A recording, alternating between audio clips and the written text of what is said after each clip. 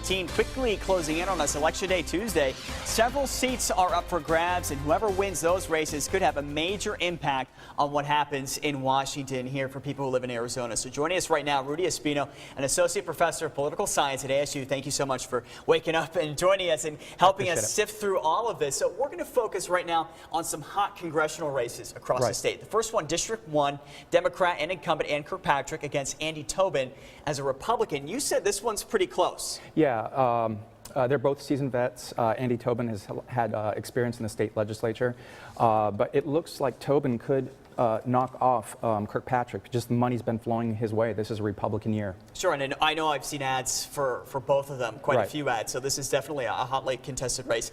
The next one we want to talk about, District 2, this is Ron Barber, Martha McSally. Well, Ron Barber is the incumbent, but this is a rematch from 2012, and it was close then, right? Yeah, it just came down to a few thousand votes. It's another tight race.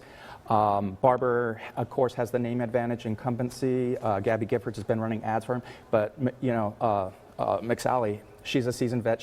She's done this before. Sure, and of course, Ron Barber took over for Gabby Giffords when she was forced to step down after her injuries that she sustained in that shooting.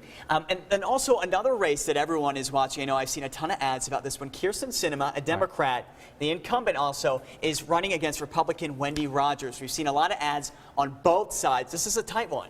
Yeah, this is a tight one right here in Maricopa County. Sinema looks a little better advantaged in this race compared to the other two Democratic incumbents that we talked about.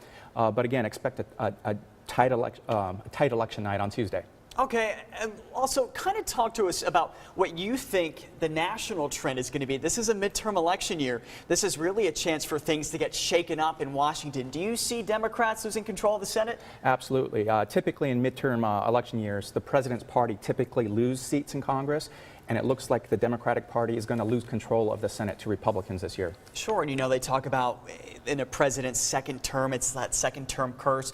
We've seen a lot of Senate candidates across the U.S. kind of distancing themselves in some cases. Yeah, and especially in some of those tight Senate seats. We're talking Iowa, Georgia, North Carolina, Louisiana. You see the Democrats running away from Obama right now.